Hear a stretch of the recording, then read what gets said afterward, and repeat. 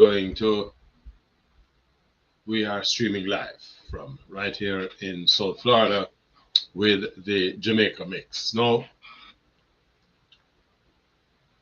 we are 11 days to go before the Jamaica national elections, general election. Let me call it by name. Jamaica's general elections is 11 days away. Significant because this is what I think is the 15th general election since independence, and we're back to a point in our existence in Jamaica where we still have the argy-bargy between the two political sides, but in principle, the elections have been the lead up to the elections have been fairly peaceful. Well, not fairly, very, very peaceful. And we wish that the protagonists will continue in that vein. Democracy is an important aspect of our existence as an independent country. And with a small population like us, 2.8 million, no reason why we should be grabbing at each other's throats for political spoils. But it's an important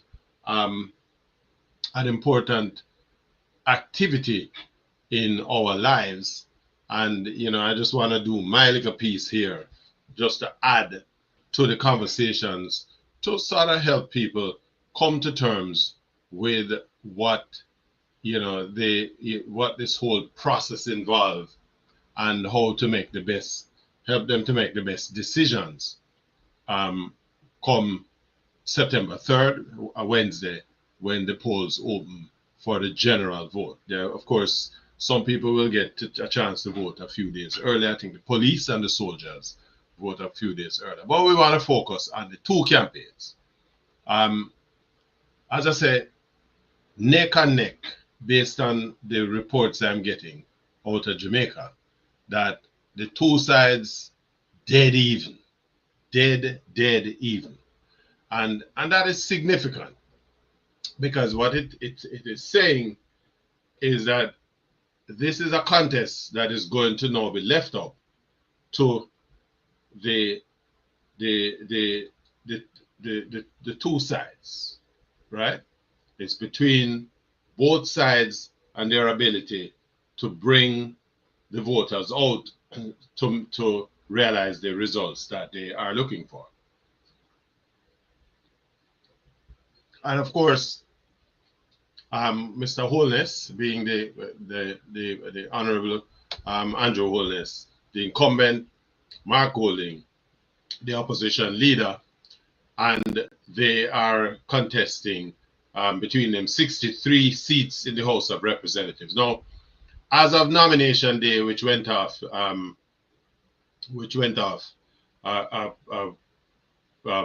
Monday, 2 Mondays ago, there were some 189 contestants who were nominated for this poll. If you subtract the two major parties, JLP, PNP, who are each contesting the full 63 seats, that will amount to 126 candidates, which tells you that there are some 60 odd independent contestants registered for this election. Now, there are a whole heap of different ways to look at this. There is one, the People's Progressive Party, which I think is contesting some 40 odd seats. And then there are some individual candidates who are contesting in individual divisions. I am told that, there are individuals from one of the two major political parties who have been reaching out to individuals who have had some degree of political and social profile to invite them to run as independent election candidates in respective seats. Just want to say good evening to Opal Morris Powell, a dedicated follower of this program, this stream. And again, I hope you're having a great weekend. And of course, I'm looking forward to sharing with you this evening. And, you know, everybody else elsewhere, if you're on YouTube, of course, you can post your comments. I will respond to them as we go along. And let's have a rigorous discussion in the usual manner, strident but respectful. And so, may I beg on Mr. Manuel, I love my little cup of coffee, so may I take a little sip as me go along. Now, some issues. The two parties now, there was a big issue about manifestos and who is copying what and who not copy what and all sort of thing. The ironic thing about the manifesto conversation, though, is that while the accusations have been leveled, well, the JLP has been accusing the PNP that them are copy, or well, there's a cross accusations that who are copy what from who. The reality is that we have only seen one manifesto that has been published. Well, the PNP published theirs first, and so you know, while the incumbent JLP is contending that the PNP has copied stuff from the manifesto, which may kind of, you know, the arguments to my extent don't make no whole heap of sense, because if you have not published something and the people then before you, the people who you accuse, have already published theirs, the question that one really should ask is, then how come you're saying the other people copy, but we see for them things, but we not see yours? That don't make no sense to me anyway. And so, you know, there's room for you know, argument there, and you know, it kind of just make you wonder where is this going now. The two manifestos, as we said, it seems now are both out. The PNP is now contending that they're going to be publishing an abridged version of their manifesto. The JLP has also submitted theirs, and so the question now is, you know, the conversations now look at each of the two manifestos. Now, there was an interesting article that was presented,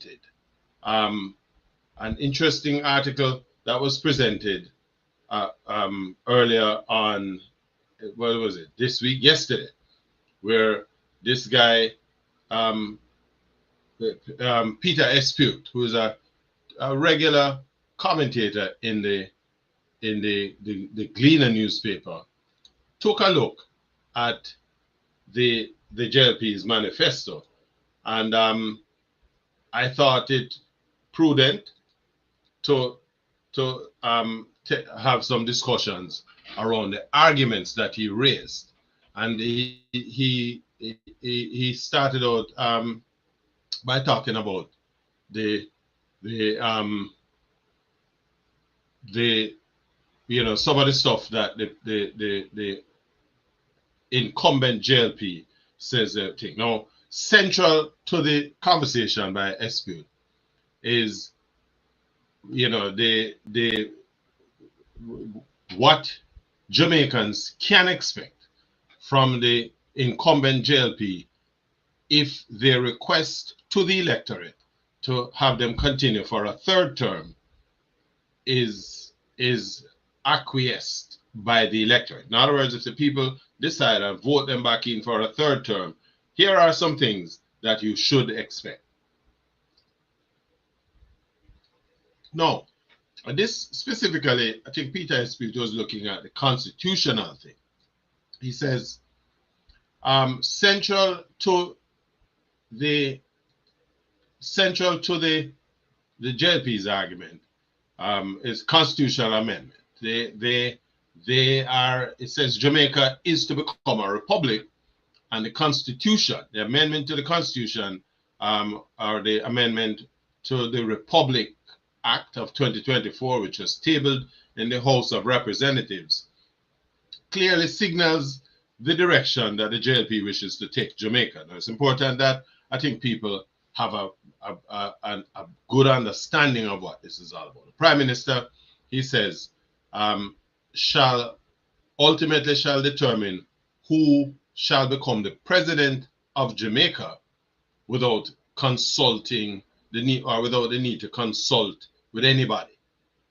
Now, you as the electorate need to understand the implications of decisions such as this, because essentially what you are doing is putting in place a situation where typically elected officials at the stature of the stature of, you know, government officials, prime minister, ministers of government, members of parliament, the governor general, or governor, you know, or governor, whatever you might call it, are determined, you know, to some extent with the involvement of the public, the Jamaican public.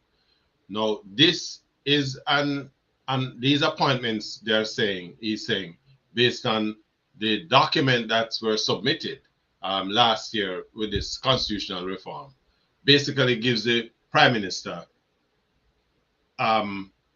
the power to appoint anybody, and him don't have to consult with anybody in Jamaica. Awesome power, if you want. Do we want to provide that amount of power in the hands of a single individual or thing? Very important that we pay attention to that. Now, in this Jamaica Republic, he said that there shall be 27 senators. 27 senators in what is called the upper house, the Senate, which is a major part of the lawmaking component of Jamaica, right? And so, having regard to that, the 27 senators, the government should be able to, or the government will appoint 15. 15 of these senators will be nominated by the prime minister, and 9 will be nominated by the leader of the opposition, with three senators nominated by the president. Now, this is, remember, the president of the country would be appointed specifically by the prime minister, and him don't have to ask nobody's input into who him name as the president. And that president will also have the authority to nominate 3 senators. So the prime minister alone essentially has the power to not only appoint the governor general, or the governor, if you want to call him, or the president, so that's the term, president, but by controlling the ability to determine who is the president, he also gets the opportunity to have control over the other 3 independent senators, would be, because the appointment is going to come from an individual that he is responsible, without any consultation, to appoint. Again, we're talking about a tremendous amount of power that is reposed in the hands of things. And them say elections have consequences. Jamaicans need to understand the impact of all this. So the prime minister by himself, who would be the head of the government, would be able to name some 18 senators to the parliament's upper house. That is a piss pot load of power in the context of lawmaking as it applies to Jamaica, to put in the hands of a single individual. And Jamaicans We need to understand what the implications of all of this is to the process of making laws. Now remember, it is the Senate and the lower house, which is the members of parliaments, who basically determine what becomes law in the country, right? And so what the government would be doing, because currently it has kind of neutered the political ombudsman. This is the political ombudsman as a role that the government, current administration, has already kind of take off in bars, geld him. So him now have no whole heap of say in how the political affairs of the country function. That is the central role to the ombudsman. But the current administration has reduced the effectiveness of the ombudsman. So imagine that their return to power, not only will they continue to maintain that neutralization of the ombudsman, but they now control the lower house, because they would be the majority in the parliament, and the ability to determine who make up the bulk of the Senate. So you can pass any kind of laws. You can amend every law on the books without you have to reach out to anybody. No, there is a method in my madness why I'm raising this discussion. But a future JLP government, it says, he goes on to say, is committed to absolute secrecy with respect to all filings that comes before the Integrity Commission. Now remember, it is the current administration that have established the current iteration of the Integrity Commission. And what is the purpose of the Integrity Commission? Is to maintain the transparency that should govern how our elected representatives and public servants, right, account for themselves and any changes in their economic position to the people of the country who have appointed them.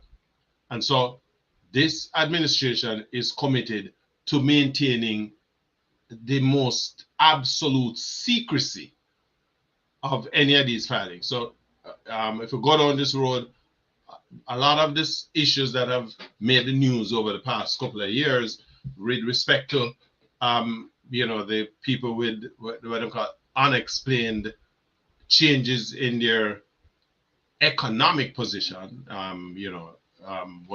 illicit enrichment, they have to answer to the commission. Now, a future JLP government is committed to absolute secrecy about who donates cash or kind to any political party. It must not be possible for the public to make any connection between political donations and government contracts awarded or licenses or waivers granted. Any considerations of transparency and accountability must come second to the right of politicians to privacy in their financial affairs. Now, presently, should the increase in the assets of any public officials, any increase in the assets, give me 1 second here. Let me just get this out of the way. There. All right. I think I better move this here. And let me move this back here. All right. So this is a very significant development. And I think Jamaicans need to be aware what it is that what are the implications in respect to these directions that are being deliberated here, because we already have some transparency issues with the government. We know that because even the current prime minister, his statutory declaration still remain for 4 years unsigned by the Integrity Commission because of the issue with unexplained changes in wealth. And so it says, presently, should the increase in the assets of any public servant be greater than their declared income, the difference is referred to as unexplained wealth and illicit enrichment and opens the person to criminal prosecution. The unexplained wealth may be confiscated under an unexplained wealth order. Should the JLP be re-elected, the government will take steps to abolish the offenses of unexplained wealth and illicit enrichment. Now, as it stands, the Integrity Commission has the power to be intrusive into the affairs of politicians and their families who are private persons and the right to privacy. Should the JLP be re-elected, the government will take steps to reduce the powers of the Integrity Commission to investigate the financial affairs of family members and business associates of politicians and other public officials.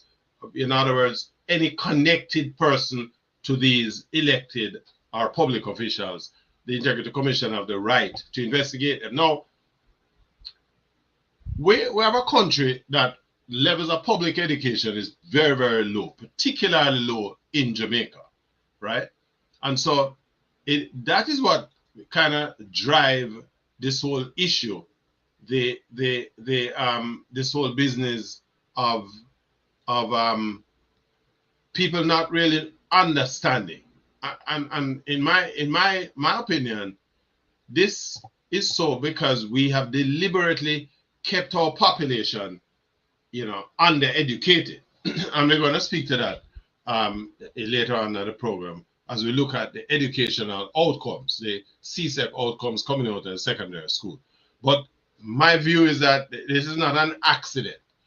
If you keep people in a state where their educational development levels are low, then it shouldn't be surprising that people either have very little, if any, interest at all in these affairs.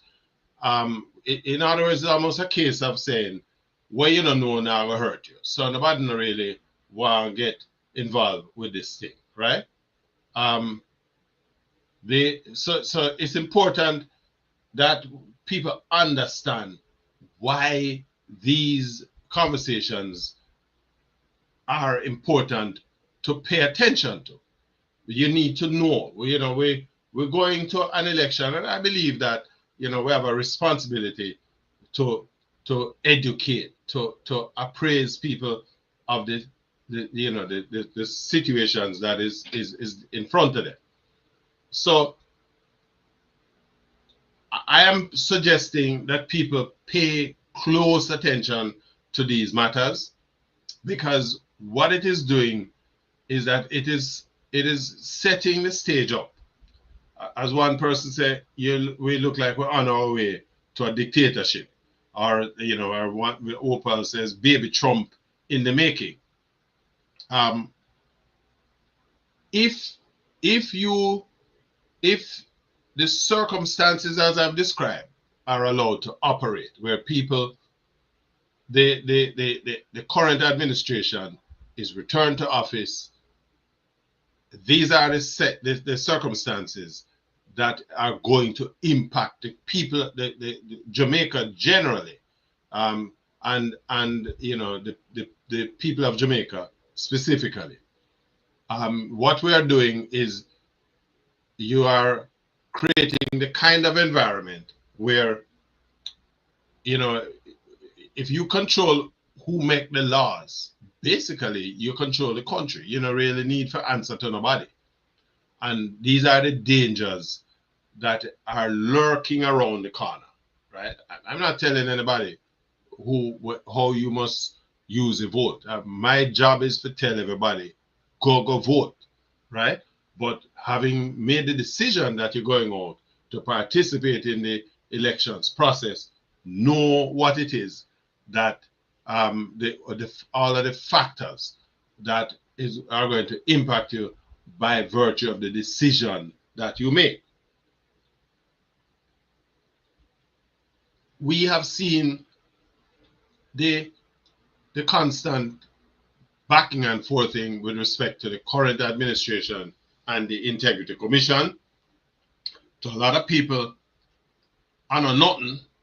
But when you consider that we live in a world where influence peddling is a major, major problem, right? Influence peddling is essentially that gateway to illicit enrichment. Now remember, we're a poor country. We have a declining population, so ultimately over time you're going to see declines in your tax rate, your tax intake, because the taxpayer role is getting smaller and smaller. And so there are people out there who are not unprepared to use their influence. So them help get somebody elected, pretty much you see it happen here.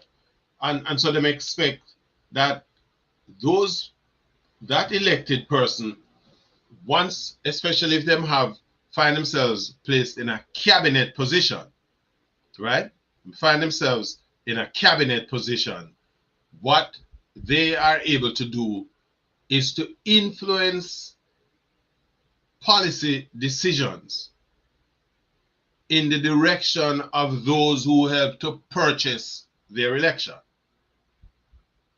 Me can't put it no other way. May I try to clean up the language as much as possible. But it's important that people understand that, right?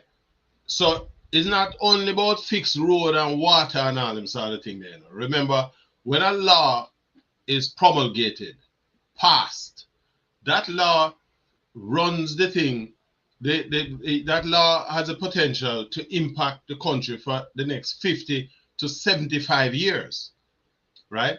And so Jamaicans are being placed in a position over the course of the next 11 days where they are going to have to make decisions that is not only going to impact them today and for the foreseeable future, but it is going to impact the next 2 generations of Jamaicans, right? I have very little faith in any kind of political system that is built around that kind of totalitarian type of approach where people are afraid to question the current politicians because they're afraid for reprisals. People come after them, that sort of thing, right? The great Martin Luther King have always stated that life is not worth living if there isn't something in your life that you are prepared to sacrifice for it, right? That if you might even lose your life as a result of it, because that is important to your existence. And whatever you must be able to believe in a position to the extent that you are willing to sacrifice for it. The trouble with most of us is that we don't want to do that.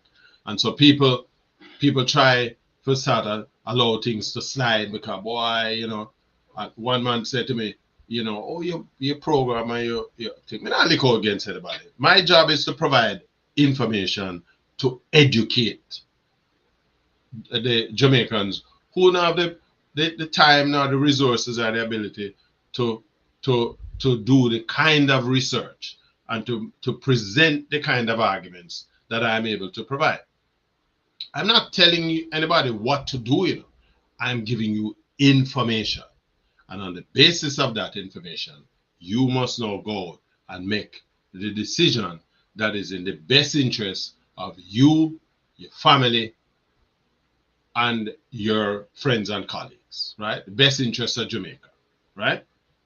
Not everything that is shiny and glittery is actually what it looks like, And so it is against that background where, again, I see people, talking about Mr. Holness sent out him document a couple of weeks ago where he was out in the streets and handing it out, which I thought was a good strategy of him kind of, putting himself out there with the people and handing stuff out. Listen, and let me make it clear, I like Mr. Holness, I like him, his public persona, how he presents himself to the people of the country, affable, etc., etc. But politics is about governance, and governance speaks to how we do what we do to make life better for a majority of Jamaicans. And I am using this platform to amplify for Jamaicans, you know, the positions. Not necessarily giving you my opinion. It's an amplification. So these issues raised by Peter Espeut in respect of the constitutional reform is essentially saying to Jamaicans, maybe you guys need to pay attention, a little more attention, to what is being proposed in the constitutional reform thing. And have there been sufficient dialogue on this whole business of reforming the constitutions? And to what extent have the people of Jamaica been involved in the process? Has the deliberations around constitutional reform been done at a level that is sufficient to say that the people of Jamaica are involved? My best guess, you know, is that the answer to that is no. I'm not satisfied that sufficient discussions have been had on this whole business of constitutional reform. But that is my opinion. You know, the question is, what is yours? Do you understand what is involved with this process, right? So let's pay attention to that. Now, let me take on another thing. The government went out the other day and they said they buy 110 buses overseas. They pay the Ministry of Finance authorized some 1.6 billion Jamaican dollars towards this exercise. Now, 1.6 billion is a piss pot load of money, right? Do the exchange rate at 160 to 1 and you see just so much money in the United States dollars. That is, right? That's 100 million US dollar, right? And so, do we need a bus service to carry children to school in Jamaica? The short answer to that is absolutely yes, right? So the idea, the concept of a school bus service is a good one. Let me make it clear. This is not a concept that is an original concept raised by the current administration, right? It isn't, because a school bus program was first put in place in the parish of Clarendon in 2013 by the then PNP administration.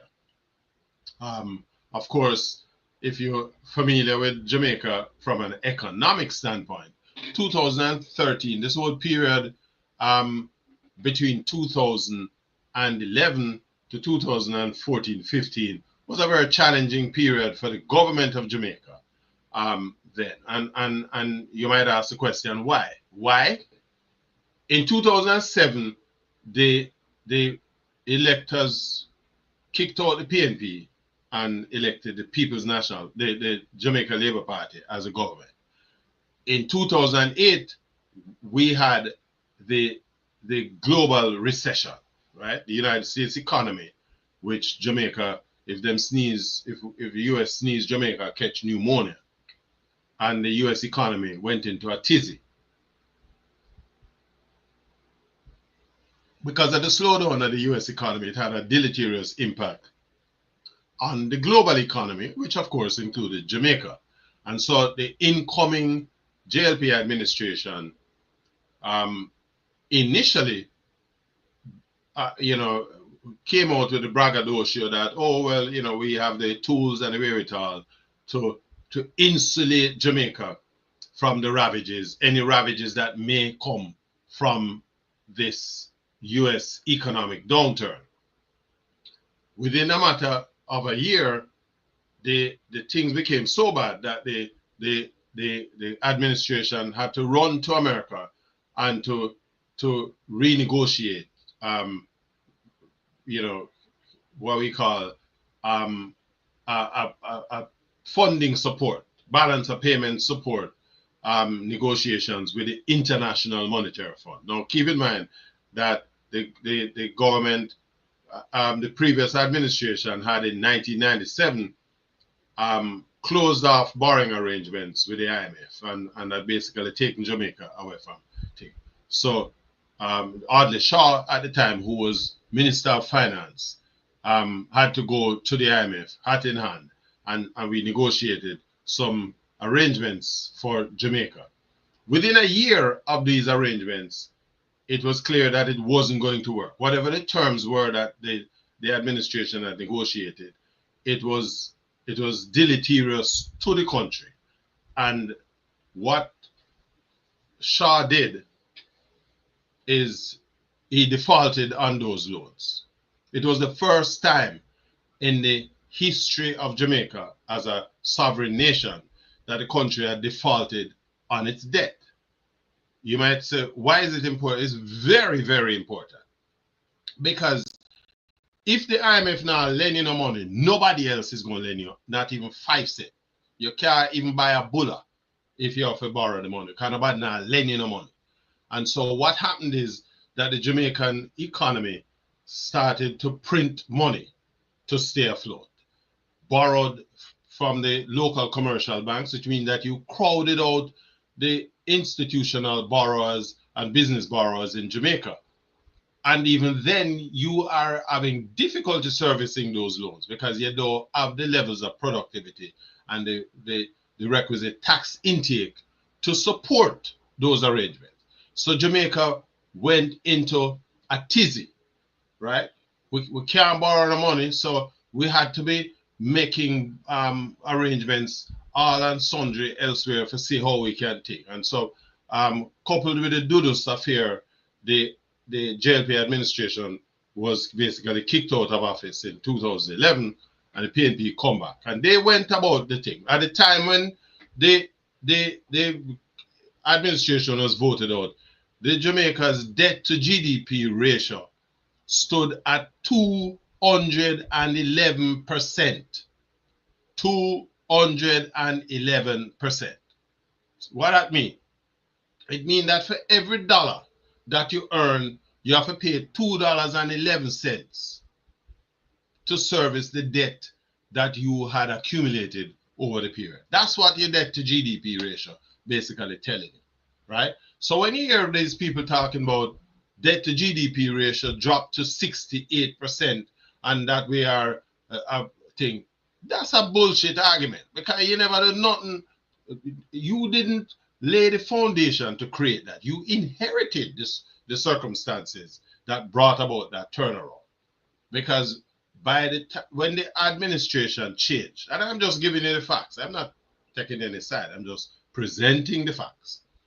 When the administration changed in 2011, I think Peter Phillips would have been the Minister of Finance, and I'm not a fan of Peter Phillips and Omar Davis and all of them, but that's a whole different argument, right? They put out a tax packet that literally nearly killed the Jamaican people, right? And in addition to that, what it did is that it opened up the country to a situation where they decided that they have to bring down, because if you can't earn $1 and you owe $2.11. That's madness. And so that administration with the PNP decided to go up on a belt tightening exercise that we have never seen. The only time we could relate that to was during the latter years of the Manley administration, when the Banya belly kind of economic arguments, you know. So the population sacrifice, and the Phillips finance ministry really tightened the belt. Public sector workers can't get no pay increase, and we can go on. All of the infrastructure and public service areas of the country can't get no service because you have to pay back the people their money, right? Remember, we have to clear our name, because if you can't get money for borrow overseas, concessionary loans, you can't get grants. A lot of projects that we work on in Jamaica, especially these are non-income generating things, you know, hospitals, you know, libraries, public works stuff, is financed by grants. And these are grants are funds that you can pick up overseas where you don't have to pay back.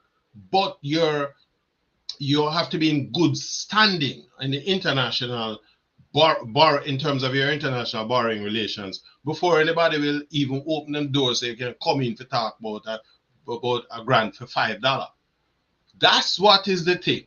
And so the Phillips and his crew went about transforming this thing, and they brought down the debt to GDP ratio from 211% of GDP to, at the time when they lost the election in 2016, they had brought that down to something like 140 or 138% of GDP.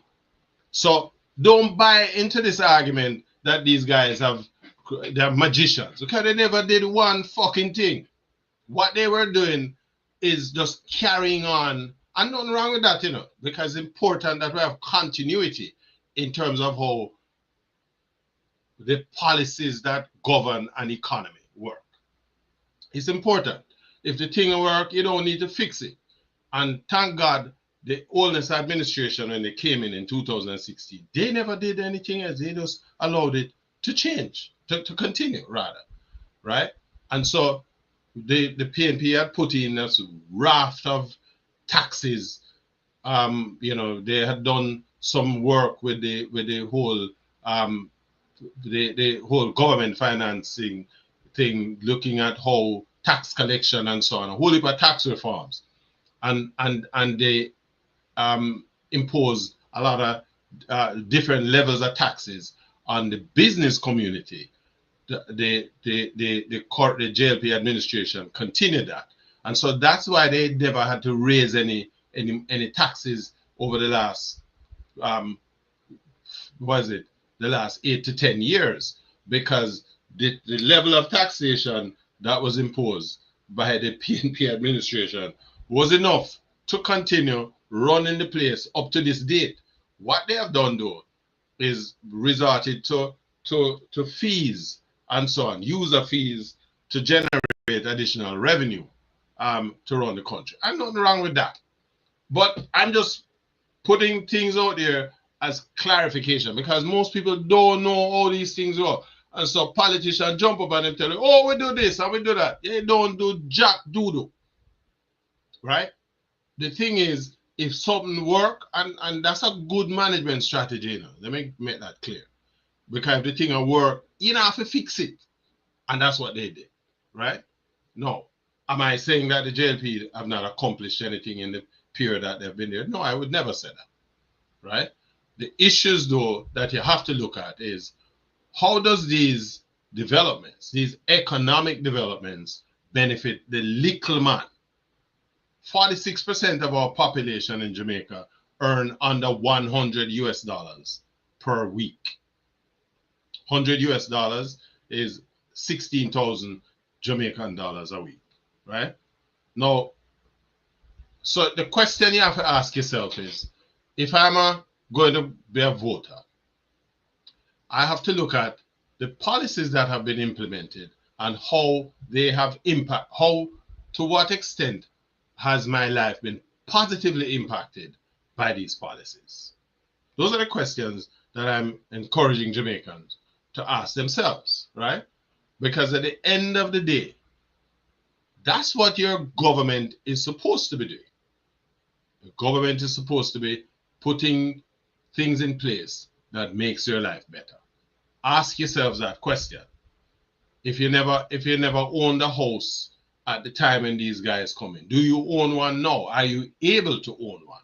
Let's take a look at the places like the National Housing Trust, which was established to provide housing for the population of Jamaica. The same administration, when they came in 2016, and they repeated that again in 2020, that they're going to build some 15,000 houses per year for Jamaicans, which would have been funded through the National Housing Trust to help ease the housing problems in Jamaica.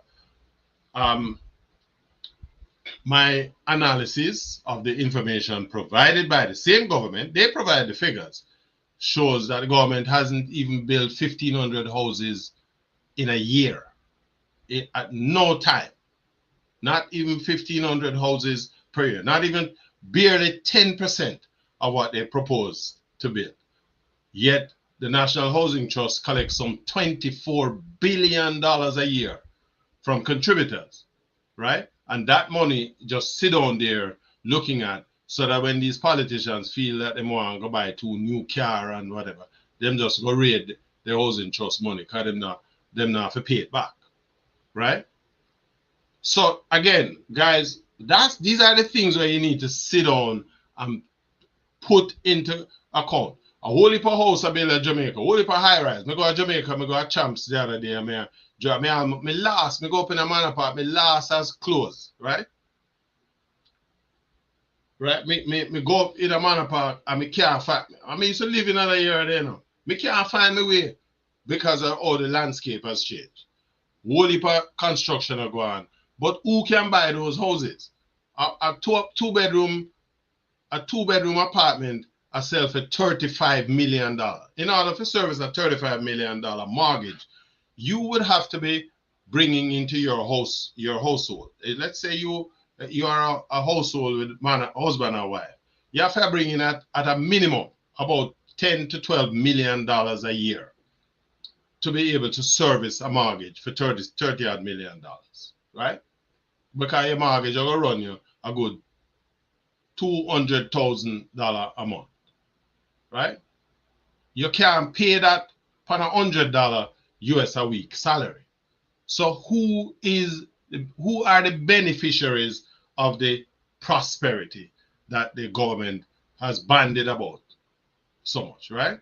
Let's take a look at the education, because the other day, Mr. the Minister of Education, a young girl, bright, have a PhD and thing, the take not now for her, except that she come and present some report that make no sense whatsoever.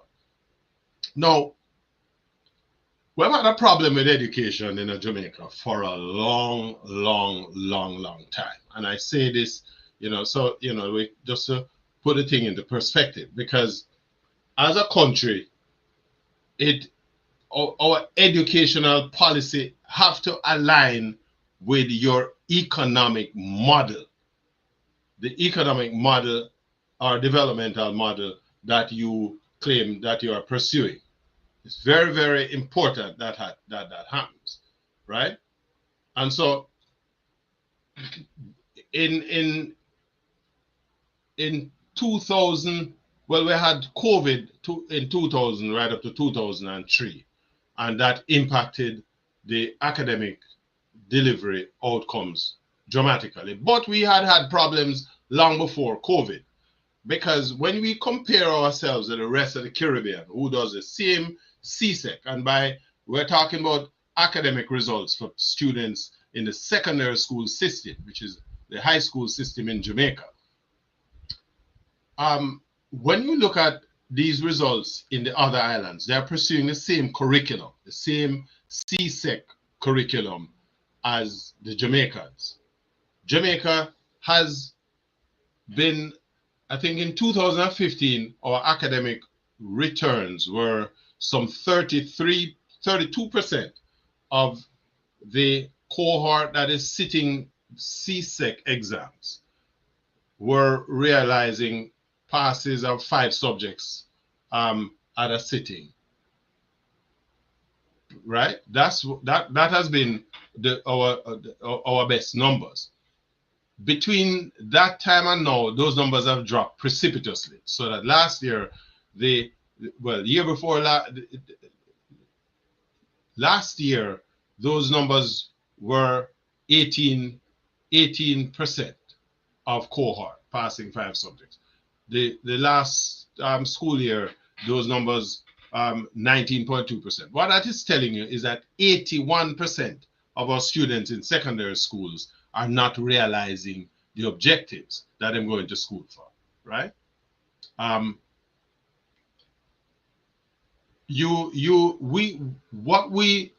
you compare us with places like the Virgin Islands, Trinidad, Barbados, these territories are realizing 68%, 61%, 52% of cohort, right? passing the requisite files. In Guyana, people have students that sit 12, 15 subjects and a pass 100%, right? So it's not that it is impossible. The question is, what are we doing in Jamaica? And so the minister raises a claim based on one of the documents that they put out for election, that Jamaica is the leading island in terms of AI in the Caribbean. And I wonder what she had for breakfast. She must have drank some junk robati rum, because that's absolute lunacy. We don't have the kind of curriculum that teaches a reasonable computer program in our school system. Yes, there are some schools that have such a program running, but as a curriculum item, for this thing to be equitable, all of the schools, the secondary schools in the country, must be participating in the same curriculum. Because if that is not the case, problem. And so she makes this claim, and nobody challenges it, right? And the challenge is simple. How do you explain that when we don't have a viable computer education program in our school system? How many schools have the requisite number of computers? We're in an age where computer technology shifts almost every 3 months, right? Today you have a computer, within 6 months it's outdated. You have to dash it, right? We can barely pay the electricity at most of the schools in Jamaica. So how are these programs funded to give you the results that you are boasting? But again, because we're in a political silly season and nobody wants to embarrass anybody, nobody don't call up. Well, me a call her, because me I tell you that a bullshit chat up, right? Then the claim is that this is how great we are. But how can you be great when 81% of your students, we graduate some 28 to 30,000 students every year, leave the secondary school system? Now, let me make it clear now, because the problem we had with our secondary school system has its genesis way back when. We come out of our colonial existence, where we move from slavery into colonialism, where the general workforce never needed to be able to read and write. All them needed was, physical strength so they can work the sugar cane and the banana plantations, right? We move into the 20th and the 21st century, and the demands from our workforce changes. People now have to be able to function, literacy and numeracy, but our school system has never been able to meet the needs of the nation with respect to its development. What makes it worse is that in 1992, the PNP, which was the government administration at the time, introduced this reform of public education program. And what they did is that they converted a lot of these all-age schools into new secondary schools, and then eventually turn all of the schools into full secondary schools. But they never provided the requisite economic support so that there is consistency right across the board. We never had enough teachers' colleges to be producing the volume of teachers that you need to support that developmental change. And we don't have the money. We never have enough money to stop a stale bread cart, much as for support 200 or thereabouts secondary schools across the island. And so the problem went bad from there. And then worse, in 1999, we introduced GSAT to replace common entrance. And what GSAT does is that instead of, whereas in the past, if you don't pass common entrance, you get shunted over to a secondary school, a junior secondary school. GSAT now basically put everybody in a high school, right? So the people who perform at the top of the GSAT thing ended up being placed in the better schools. The students who can barely find them way get scattered all over the place. And then when you add to that you have adequate teachers, you have the adequate resources to support the schools the quality of education basically start to drop. So let me make it clear. This is not an issue that I'm laying at the blame of the current administration. But because you're the current administration, your job is to remedy the situation. Have they done that? My short answer is no. What has the people in waiting, the PNP, what have they said that they are able to do? Right? They seem to have some plans, but then they probably need to tell Damien Crawford to shut him ass up and just keep quiet, because when he open more, that'll be a foolishness in that, right? But all I'm saying, folks, let us look at the key indicators. Education is a significant unit of measure. Where are we relative to where we said we would have been? And if those numbers not panning up, then you don't need no glasses to decide which direction to go after that, right? My recommendation to people, spend the time and understand what is at stake, right? Remember, macroeconomic numbers might look good, but the question is, how have I benefited from these fantabulous looking macroeconomic numbers? We talk about low unemployment. Well, if you change the parameters with which you calculate employment, then you can easily talk about low unemployment, because one, we still graduate some 20,000 to 30,000 youngsters every year from primary school, from high schools rather. How many of them are able to matriculate into colleges? Less than 10% of the number. Just about 3,000 youngsters who will go on to secondary, to tertiary. How many of them is able to pick up a job? Or are there any jobs? And the short answer again to that, no. So a lot of people have decided that me now work for $100 a week. And so them out a road try find something else to do for themselves. Those people are not calculated in the unemployment numbers. There are some 730,000 Jamaicans who are not being counted in the unemployment or employment statistics. They are not. And so how then do you justify the argument that you have the lowest unemployment when you effectively just eliminating people from the statistics, right? We need to take a look at all of these things, but at the same time, we also have to look at what the opponents are saying that they are going to do with respect to these areas. It can't be business as usual that because me grew up in a yard where all the fowl was PNP or the dog was JLP, we're going to just think. We have to start to look at how politics is able to impact our lives, our development as you go through, right? It can't be that you have an MP where the only time you see him or her is when it's voting time, right? This is a time when your vote is you employing the member of parliament. He is your employee, right? Even not the boss. And you are the boss. You, the voter, is the boss. Your vote is saying whether or not you give the work. And if you want to work, you have to talk to me. I mean, talk to me and give me no money in an envelope. I talk about you have to tell you what am I going to do, how am I going to make your community better, him or she, right?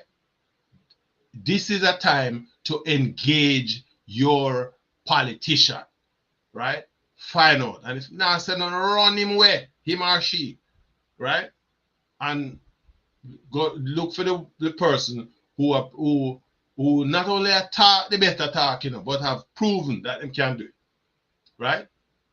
But critical to where we go from here, folks, and I will wrap up with this, is the importance of, this whole business of transparency.